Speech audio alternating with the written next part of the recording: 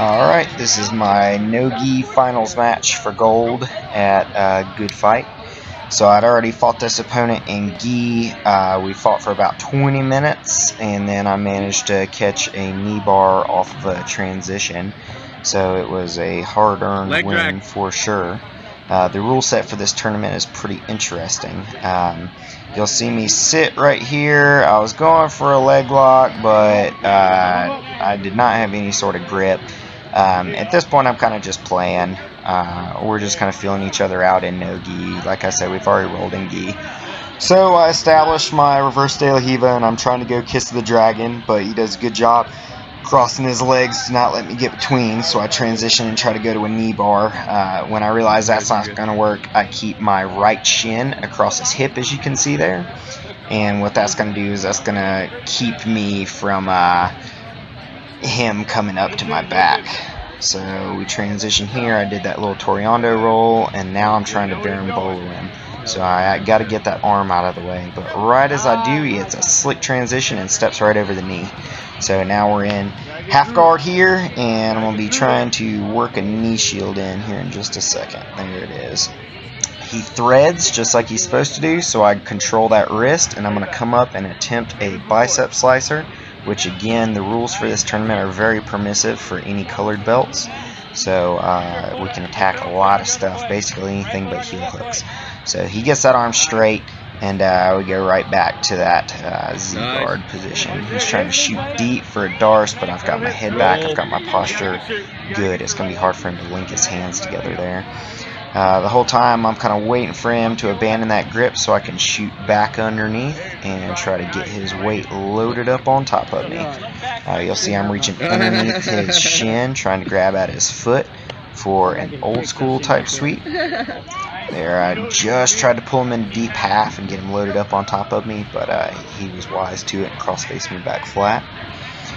So we're still here in this Z-guard type position. Very friendly match here. We're kind of just talking to each other the whole time, not using any strength, just using technique on technique, having a really good roll.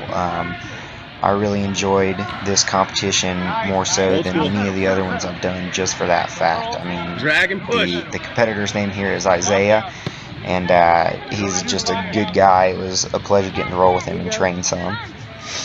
So he's still looking for that Darce, Anaconda, kind of guillotine setup. So he's going to overcommit his weight here in a second. There it is.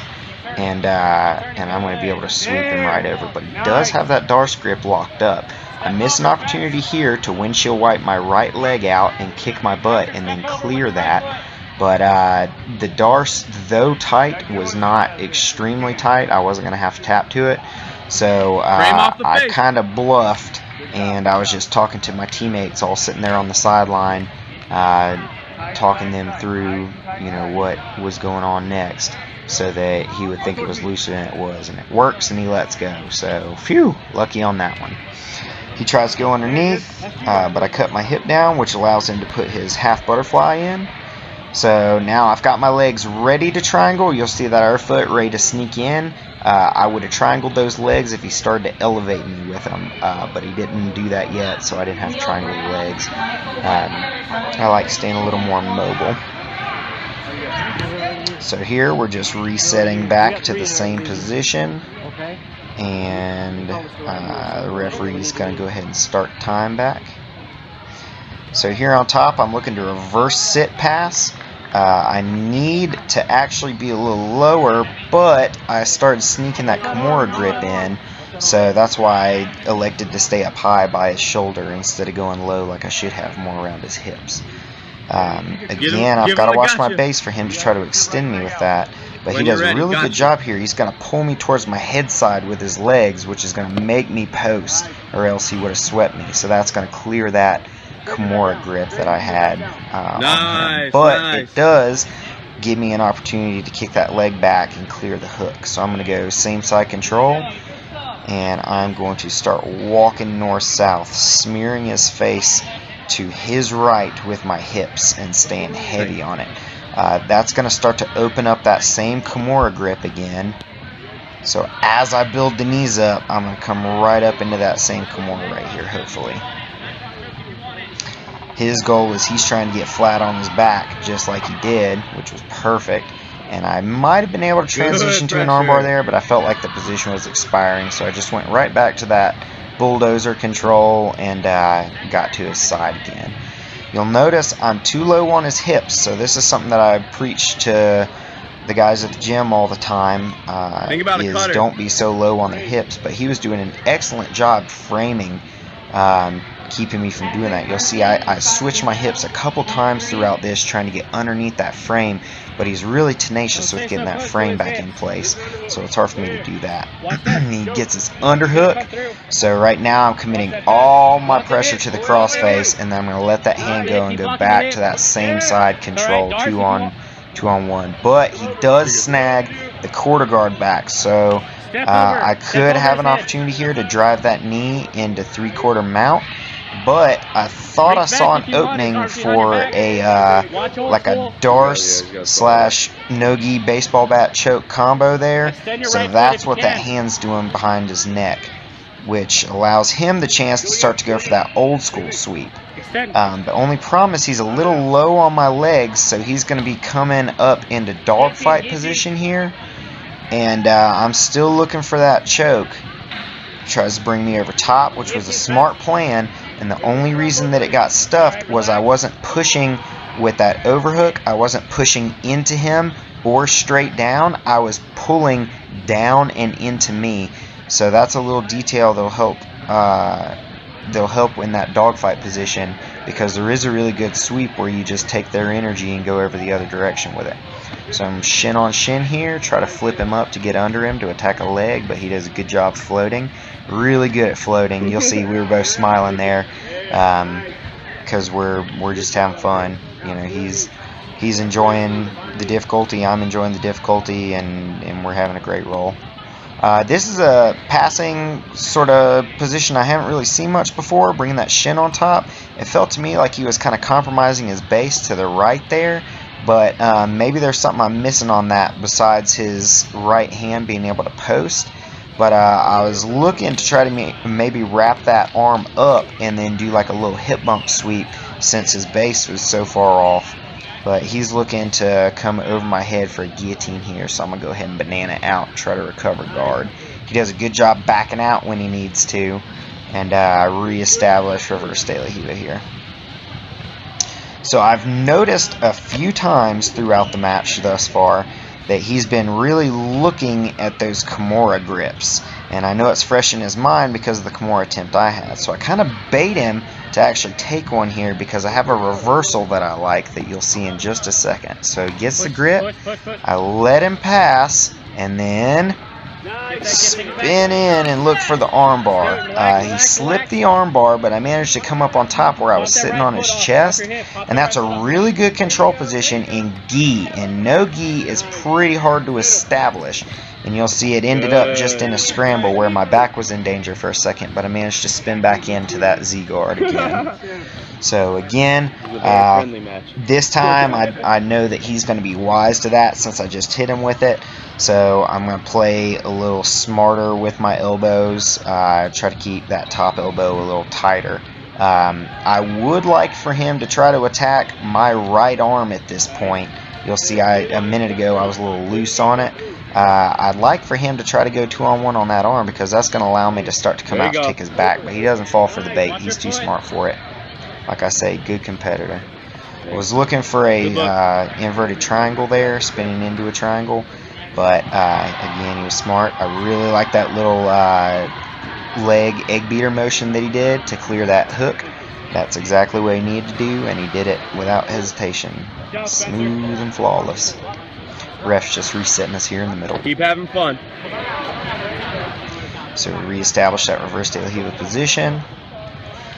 And then I'm going to be trying again, I think, here to spin underneath for Kiss of the Dragon again. I've been trying to hit him with this a few times. I just feel like Kiss of the Dragon is a really pretty technique, and it's usually ends pretty well in a scramble for me or back take. So it's something that I like going to. So here he's playing a little differently. He's putting a little more pressure on the hook, and that's not something that he'd been doing before. So that's kind of interesting. So here we're playing. He gets his crossface. I make a mistake here, and I swim my. I think maybe it's not yet. No, not yet. I try to square back up. All right, now's where I make the mistake. I reach my left hand up to block the crossface here. Hey, if you go for that old school, you get your left hand for it. There it is. Trying to block the crossface, but that's going to feed him a darce. When I did it, I was thinking, you know, keep that crossface off and then go to maybe the electric chair, spin underneath, but I ended up getting him to commit both his hands and leg on the same side, and I hit that nice little rollback sweep. That's something I really like doing too. I feel it's pretty smooth and fluid. Right there, I missed another opportunity to windshield wipe my leg out and get an easy half guard pass. I was a little overcommitted to looking for the darce there. When he gets flat to his back, it's not going to work. Tried to roll through, did not play out for me. So now I'm just going to take a break. I'm going to sit on his leg for a minute. That's a little trick I learned from my black belt, Jeff Cope. Whenever you get tired, just take a seat right on top of that leg and have a break for a minute. Let's go to an over-under passing position here.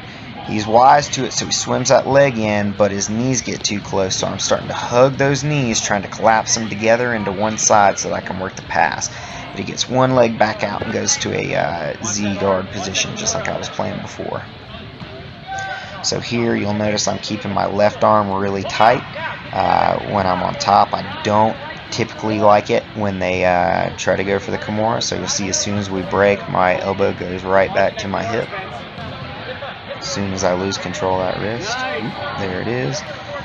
Come out, and he hits Kiss of the Dragon on me. So you'll see I'm laughing. I told his coaches that he wins because he hit it first, and I've been trying it all day. But he's laughing too. Again, really good-natured match. You know, we were just having fun with it, which has been my most pleasurable tournament experience thus far, for sure. So now we're back in this familiar Z-guard position. I'm looking to get maybe to the old school sweep again from here. Maybe come underneath for electric chair.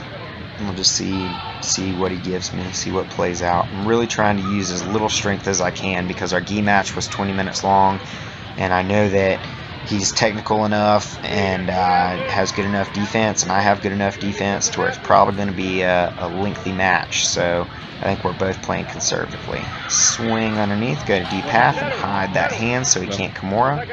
I make a mistake here, though. As I try to cut the hips up for the waiter sweep, he keeps that foot back, and that allows him to get that Kimura grip. Now watch, he steps over my head and sits on it. I'm nodding and smiling because that's exactly what he needs to do from this position. However, what's stuffing him is I have a really deep grip on my tricep with the arm that is being attacked, and then the other hand, you'll see my lighter colored hand right on his wrist.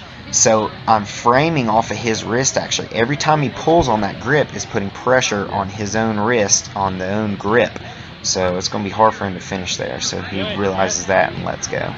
So I'm in a good position here. I'm trying to bring him over top of me and go into leg lock war. I feel comfortable with my leg locks. That's how I caught him the first time, so I swim to it. I'm also in danger. If heel hooks were allowed in this tournament, that would not have been a great position for me. But he swims there and gets a quick pass, but I'm going to invert and try to go to an inverted triangle here. I know the triangle's not tight, but what you can't see on the camera is I am sneaking my right arm in for a Kimura grip. So as soon as we break, I break him down and spin around for that arm bar. I did not get my knee under him enough. Tried for a little scissor choke attempt there, but his head came out. And then again, so close with the Kimura from north-south.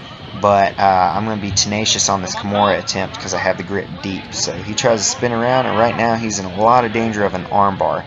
He did an excellent job, however, of slinging that leg over. That leg in my butt is the only thing that's killing me right here. I could not clear that leg. I mean, I'm elbow to elbow on that armbar. I've got it partly extended, but he manages to swim right out. He's going to go right into an attempted belly down straight foot lock. So I'm going to swim my hook in, put it right there in his butt, trying to get ready to push off. You see his left leg is not on my hip, so he's not going to be able to finish that leg lock unless he went all the way belly down to where my knee was on the mat. But I was basing out with my other elbow. So I'll go to shin on shin guard here, and I'm looking to pick him up and drop him into a leg lock again, but again he's slick with it, and then the ref calls time. So that's just for the first part. Second part shortly. So here we're stood up again. They changed refs out because the other one had to coach one of his guys, and you'll see something kind of funny happen here. We're basically playing the same game. So he hits a slick arm drag in just a second, I think, right about here. And then I immediately re-drag him. So we're both laughing about it because we just have an extremely similar game. His coach actually made the joke that we're rolling each other, or rolling ourselves. So he hits me with a very slick arm drag and trip right here, Marcelo Garcia style. That was very slick. I congratulate him on that right then. That was awesome. So I'm looking right here to try to come up. He does that little long step, back step pass. And he's looking maybe for a Kimura here, but I'm going to roll underneath him and come up top. I'm just going to bind his legs up and not let him get that grip. I consolidate his legs. I don't know if you noticed, but I snaked both legs, so I was controlling both legs with my right arm, which is why I was able to pull both his knees out of my way and go to that beginning of side control position. I certainly hadn't established, so that's why when we reset, I wasn't trying to make any grips or anything. That wouldn't have exactly been fair to him. So start from here. He goes to turtle, but left an arm out, so that allowed me to get my Japanese necktie position. Couldn't crank his head down because he was posting his forehead on the mat. That was interesting, but what that did is it allowed me to get the Darce choke sunk in tight. There he was in a good position to defend, but as soon as he started to go over, he started to lose that beneficial position for him. So here he's in a lot of danger. The only thing that's saving him is he's flaring that elbow that's trapped on the inside of the Darce. He's flaring that elbow up towards the ceiling, which is taking a lot of pressure off of it. So even though I'm sagging my hips, you'll notice I'm slightly, here in a second, rotating my body into that side. That's going to be really hard for me to finish, and I thought for sure that it was deep enough, but that was definitely what was saving him. So I try to step over the leg, and then pull him into half guard and then bridge the hips. But he's wise to it. I'm telling you, he's slick. So he puts his other hook in and pries that out, and then I'm going to elect to go to the knees and go ahead and circle for the back. He does good little hip out, but I managed to trap his leg and come to spine lock position right here and slide my lockdown in there. Again, he's doing a good job. He's putting his free leg exactly where it needs to be on the inside, and it's difficult for me right here once he swam that hand in and he's controlling my support arm. It's difficult for me to get that full spine lock position where I've got the underhook on his left arm with my left arm is what I'm ideally looking for here. Options from here, I could have gone to the truck. What I elected to do, because I really wanted his back, really wanted for a choke for this, so I reached my hand back until I knew that he'd feel his hand was in danger, and then he lets go. You'll notice though I don't have that underhook, so I'm trying to pummel that in, but he's doing a really excellent job of staying tight. And then right here, as soon as I get it, he's going to push across and kill that angle. So here I'm looking to come up on top. I've got his far wrist with my left hand, so that's what allows me to take my time in coming up, because he can't turn into me because I've got his shoulders bound there. So here I'm in a good mount. My big toes are touching under his butt. I got my butterfly stretch on, and I'm driving my hips into his ribs. That's going to create a lot of pressure. Even though this is submission only, I really like to stabilize the positions because it'll grind him out. So I'm looking to isolate an arm, but he's doing an awesome job. Now notice what he did with his feet. I've never seen this mount escape before, or if I have, I've forgotten it. But look, he's going to use that like an elbow knee escape without the elbow. So he starts to turn in, but I managed to get that knee clear. So here is the exciting part of the match. I take a big back step over top, get that shin halfway out, and then I'm going to sling that leg over for the ankle lock. Come all the way down to the side, and then the ref calls it there. So I'm not sure if he actually did tap it. Definitely looked like he was getting ready to. I hope he doesn't feel like he got robbed with it. I just stopped when I heard the ref yell tap. So I wanted to make sure that, you know, everybody was safe with it. We're talking about how much fun the match was. Again, all smiles from both sides. You know, he was an excellent sport about it. It's never fun losing. I've been there before for sure, but it's always softens the blow when you have a really good match. So yeah, he was asking me about how I reversed that Kimura. So I went ahead, and I'm always happy to show people stuff. You know, my philosophy is that you show everybody everything, and that way, you know, jiu-jitsu as a whole gets better, because you have to learn to counter what you were countering their counter with. So we were just having a good time kind of talking here and stuff. Again, really fun match. That was for gold on that one. And my teammate actually is right beside us on mat number, I believe it's 3. And you'll see as I walk over, he's triangling, fully locked on his opponent. And he's got that leg underhooked exactly like he needs to. He's going to bridge and put him on his back and then swim up to mount. The guy was leaving his arm out, so I hollered for him to take the arm bar. And sure enough, that's what he was able to finish with. So that was for gold as well. So 2 golds in the matter of seconds. I went ahead and put together just a little brief highlight of the cool parts of this match, the most interesting parts from both of us. Like I say, he's a really good competitor, so I'm not gonna discount the cool stuff that he did too. I really like that trip that he hit on me. Here I like that roll back. That's a little better look at that. And then the rest of them are just kind of cool little things that happen. Again, I liked this when he stepped over my head. This was pure defense survival for me. Nothing fancy, nothing cool for me, but all props to him on this. The only reason I was able to stop it is because I realized what was happening in time here and got that grip. This is when I circled to his back. Again, a little worried about that back take. I was afraid he was going to land on his knee wrong about halfway through, but you know, once you're committed to it, you can't stop falling. So I certainly didn't want him to get hurt. You know, I never want any of my competitors to get hurt, but he's a good guy, so.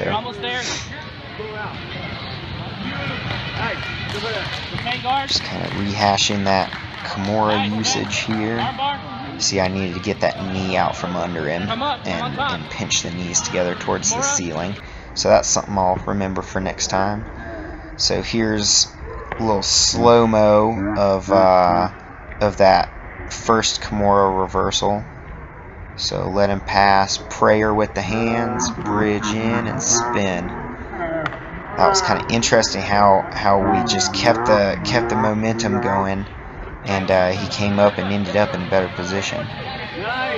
So here again, he hits that Kiss the Dragon. I had to put that in.